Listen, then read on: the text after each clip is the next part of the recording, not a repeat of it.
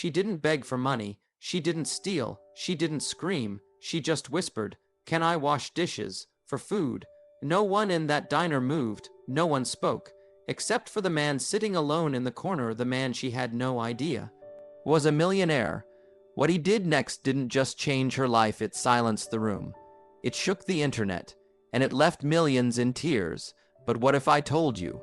That whisper wasn't the end of her story, it was just the beginning. She didn't shout, she didn't cry, she didn't hold a sign, she simply whispered, "Can I wash dishes for food?" Just 7 words, but in those words lived a lifetime of pain, and a quiet kind of dignity the world had long forgotten how to hear. The city around her was loud, horns screaming, lights flashing, people rushing past each other like their lives depended on not seeing anyone else. It was another cold evening in a place known for luxury, but merciless to those who fell behind, and in the middle of that chaos, she stood still, no makeup, no polished shoes, just a worn coat 2 sizes too big and a pair of eyes that had seen too much. She wasn't asking for a handout. She wasn't begging for pity. She was offering to work for a single plate of food.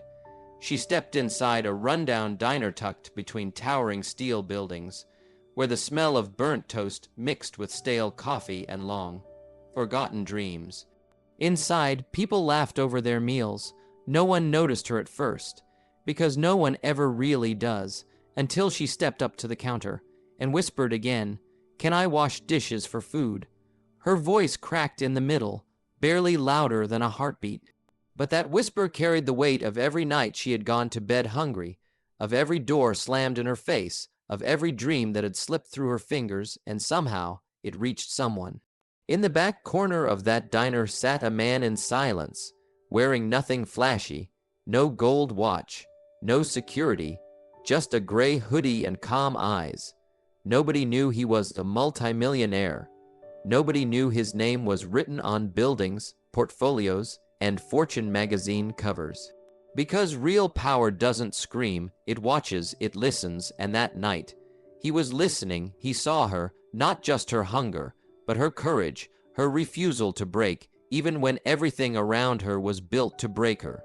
The waitress, a woman named June, froze for a moment. She had seen desperate people before, but never like this, never someone so quiet, so humble, so human. The girl lowered her eyes. She expected to be thrown out, maybe even insulted. She was used to being invisible. She didn't know someone had already stood up behind her. "I'll cover her meal," the man said gently, stepping forward, "but she's not washing dishes today." She turned slowly. Their eyes met, and for a brief second, everything stopped. "I don't want charity," she whispered again, and that's when the millionaire said the words that changed everything. "This isn't charity, it's respect." He led her to his booth. Not like a savior, not like a hero, like an equal. He slid his plate toward her, a half-eaten burger and some fries, but to her, it looked like a banquet made for a queen. She didn't dive into the food. She sat, cautiously, almost afraid to believe this was real. Then, slowly, she ate. Her hands trembled, not from the cold, but from the shock of being treated like she mattered. He didn't ask where she was from. Not yet. He asked her name. "Ava," she said quietly. He smiled. "Nice to meet you, Ava. I'm Michael." No mention of his wealth, no mention of his success, just 2 people, sharing a table in a broken world. But behind Michael's calm eyes was a storm of memory. He knew that hunger. He had once slept in the back of his car, eating scraps, drowning in debt, ignored by the same kind of people who now asked him for investment meetings. He had been Ava, just with a different name in a different time, and that's why he didn't see a homeless girl. He saw a fighter, someone who hadn't given up, someone who whispered instead of screamed. Because the world had already been too loud, they talked, not about tragedy, but about potential. Ava spoke of the jobs she used to have, the dreams she once held, the bakery she wanted to open someday. Michael listened like it was the most important story in the world, because to him it was, and then he did something she never saw coming. He took out a card. It wasn't shiny. It didn't say billionaire or CEO, just his name. And a quiet invitation. Be at this address tomorrow at 9 a.m. I can't promise magic, but I can promise a beginning. She stared at the card like it was made of gold. She didn't know whether to laugh, cry, or run. So instead, she nodded. That night, Michael made a call. He didn't post about her on social media. He didn't record the moment for likes or shares. He called a trusted friend who ran a small shelter downtown. Ava slept indoors that night, not on a bench, not under a bridge, but in a bed, with a warm blanket and a door she could close, and for the first time in weeks, she didn't fall asleep wondering if she'd survive the night. She fell asleep wondering what tomorrow might hold, because someone finally gave her a seat at the table, not out of guilt, but out of belief, and that whisper, "Can I wash dishes for food?" had just become the start of something the world would never forget. Morning light spilled across the city like a silent promise, but for Ava, it wasn't just another sunrise. It was her second chance. She stood outside the building on the card Michael had handed her. Not a mansion, not a skyscraper, just a quiet little cafe tucked between offices. Small, warm, and alive with the smell of fresh bread and hope. A faded wooden sign above the door read, "Second Street Cafe." And below it, in smaller letters someone had carved years ago, "Everyone deserves a fresh start." Her hand trembled as she reached for the door. She had no idea if this was real. No idea if he'd actually be inside. No idea if this was just another dream life would rip from her hands. But she opened the door anyway. Inside, the cafe buzzed with morning chatter. Regulars sipping coffee, a barista humming behind the counter, the clatter of plates and laughter. It smelled like warmth. It felt like something she hadn't touched in years. Belonging. Then she saw him, Michael, sitting at the back table, sipping from a chipped white mug like he'd been there forever. He looked up, saw her, and smiled like he'd been waiting for this moment. "You made it," he said, standing. "I didn't sleep last night." She admitted quietly, "Neither did I." He replied, "No grand speeches. No dramatic entrances. Just two people trying to change the ending of a story life had written too soon." Michael introduced her to the cafe manager, a sharp-eyed woman named Rosa, who'd once been in Ava's shoes. "I started here washing mugs," Rosa said. "Now I help run the place. You hungry?" Ava nodded, but before she could say anything more, Rosa handed her an apron. "Eat later. First, let's see what you've got." The kitchen was small, loud. Steam rose from pots, timers buzzed, and everyone moved like dancers in a chaotic ballet. Ava was handed a towel, shown to the sink, and pointed toward a mountain of dishes. This wasn't charity. This was real, and that's exactly what she wanted. She rolled up her sleeves, tied the apron tight, and got to work, scrubbing, rinsing, lifting. Each plate was a step closer to reclaiming her name. Each cup a silent message to the world, "I'm still here, and I'm not giving up." Michael didn't hover. He watched from the corner, sipping his coffee, quietly proud. He saw something in her that reminded him of himself years ago in a dingy backroom, folding boxes to earn his first dollar. Not because someone believed in him back then, but because he believed in himself, long before the world ever did. Hours passed. Then something unexpected happened. A man at the counter pointed to Ava and asked, "Who's the new girl?" Rosie smiled. Someone who earned her seat. A writer sitting nearby overheard the conversation. He asked more, and later that night, he posted a short story on social media, just a few lines, a whisper of what had happened the day before. She whispered, "Can I wash dishes for food?" The man said, "Sit with me instead." He gave her dignity. She gave us a reminder. Within hours, it had over 1,000 shares. By morning 100,000. By the weekend, millions. People were commenting from all over the country. Some were crying, some were inspired.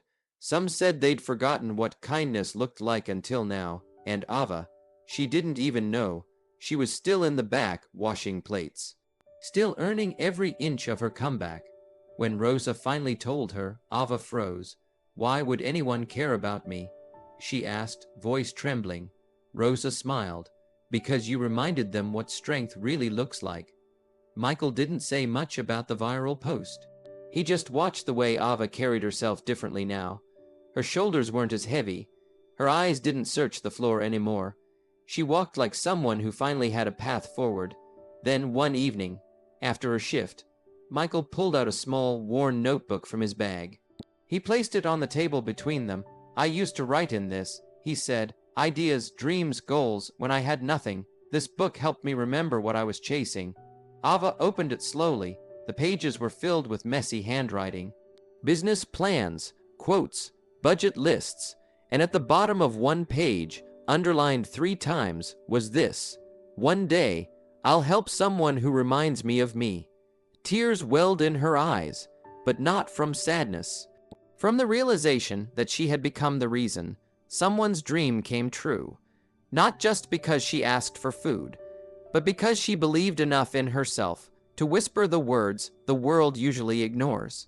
Michael looked her in the eyes. You still want that bakery? She nodded. Then let's build it. One dish, one shift, one day at a time. She looked at him like she couldn't believe what she'd just heard. Not because he said it, but because for the first time in years, someone believed she could do it. Then let's build it. He had said, one dish, one shift, one day at a time. And she did. The weeks that followed weren't easy. Ava scrubbed more dishes than she could count. She burned her hands on hot pans, dropped trays out of nerves, and worked late into nights when everyone else had already gone home. But she never complained, because every drop of sweat reminded her. This time, she was building something that mattered. Michael visited the cafe almost every day, not to supervise, but to support. He watched from the same corner booth as she slowly transitioned from dishwasher to assistant baker, to someone customers started asking for by name. She started waking up early, not to fight for survival, but to chase something new, a future, a vision, a dream that once only lived in the silence of her thoughts. And the world kept watching. That single viral post had turned into an avalanche of attention. Local reporters showed up. Then came national interviews. And soon, her story was everywhere: TV segments, blog articles, YouTube shorts. But Ava stayed grounded because she knew. Fame fades, but character stays. The public learned the story. A girl whispers for food. A stranger offers dignity, and a new life begins. What they didn't know, what Ava still didn't know, was who Michael really was. Until one quiet Tuesday morning, the cafe was buzzing with energy. Ava had just finished decorating her first batch of handmade pastries, heart racing as customers smiled with approval. Then Rosa walked in with a newspaper in hand. Front page, big letters, Michael's face. Investor Michael Grant behind City's most unexpected comeback story. Ava dropped the tray she was holding. She stared at the photo, then at the man now sitting calmly in his usual booth. He had never told her his last name, never told her he was worth millions, never told her that the cafe they stood in was actually his. She rushed over, the paper still trembling in her hands. You own this place? She asked. He nodded slowly. I built it a few years ago, quietly. And you're that Michael Grant. Another nod, a pause, then a smile. Why didn't you tell me? She asked. Her voice was soft. It wasn't anger. It was disbelief, because I wanted you to know something before all this. He said, gesturing to the headlines and cameras. I wanted you to know that even if no one knew who I was, I still would have chosen to believe in you. Ava didn't know what to say, so she did the only thing her heart could manage. She hugged him tightly, the kind of hug you give someone who gave you more than food. They gave you your name back. That afternoon, Michael made it official. They announced that Ava would become co-owner of a new bakery opening 2 blocks down. Her name would be on the sign. Her recipes would be in the window. Her story would become the heart of it all. Whisper and Rise Bakery, named after the moment that started it all. A whisper for food that rose into a movement of compassion. The grand opening was like something out of a movie. Lines wrapped around the block. News stations covered the moment. Even celebrities posted about it. How a millionaire had helped a woman not by rescuing her, but by respecting her. Ava stood in front of the crowd, holding the same notebook Michael had once given her. She flipped to the page that changed her life. The one where he had written, "One day, I'll help someone who reminds me of me." And then, she wrote her own line beneath it. "One day, I'll help someone who reminds me of me too." Because this wasn't the end. This wasn't just about her. This was about everyone who's ever whispered into the noise and hoped someone would hear them. Everyone who's ever felt invisible. Everyone who thought their story ended in silence. The bakery became more than a shop. It became a symbol of second chances, of quiet strength, of the power one moment, one whisper, one act of compassion can hold, and even after the crowds left. The message stayed. Michael never asked for credit. Ava never chased fame. They both just kept doing the work, serving food, sharing stories, and reminding the world that sometimes the most powerful voices are the ones spoken in a whisper. And that day, across thousands of screens in homes around the country, millions watched her story unfold. Some cried, some smiled, some clicked subscribe, but many whispered to themselves, "Maybe I can start again too." Years passed, but the whisper never faded. Every morning, the doors of Whisper and Rise Bakery opened before sunrise, not just to serve bread, but to serve dignity, not just to make sales, but to make space for anyone who needed to believe again. And Ava, she didn't just bake, she remembered. She remembered how it felt to go unseen, to be passed over, ignored, forgotten. That's why no one ever walked into her bakery without being greeted by name. Or at least by hope. She hired the ones no one else would. The single mother rebuilding her life. The teenager fresh out of foster care. The old man who just wanted to matter again. Each shift began with a simple line etched into the wall near the back kitchen. "You are more than what the world sees." And in the quietest hours, when the ovens cooled and the streets went still, Ava sometimes sat by the window, holding the same card Michael gave her years ago.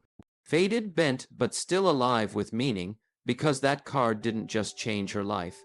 It reminded her that even the smallest acts of kindness echo through eternity, and Michael, he never stopped helping people rise. But he stayed away from the cameras, the headlines, the noise. He didn't need the world to know what he did. He just needed one person to remember, and Ava remembered.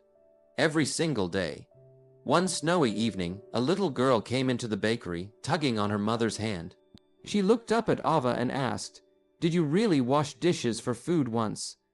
Ava knelt down, smiled gently, and said, "I did, and I'd do it again, because that's when someone finally saw me." The little girl nodded slowly and whispered, "When I grow up, I want to help people too." And just like that, the flame passed on from one whisper to one stranger, to one life forever changed, because that's the thing about real compassion. It doesn't need a stage. It doesn't shout. It doesn't come wrapped in gold or applause. It walks in quietly, sits down beside the broken, and says, "I see you." So if you're watching this and you feel unseen, unheard, unworthy, let this story remind you of something powerful. You are not your lowest moment. You are not your silence. You are not what they failed to see in you. You are the whisper, and you are the rise, and sometimes all it takes is one person to hear you, be that person, or be the one who never gives up whispering. Because the world doesn't need more noise. It needs more moments like this.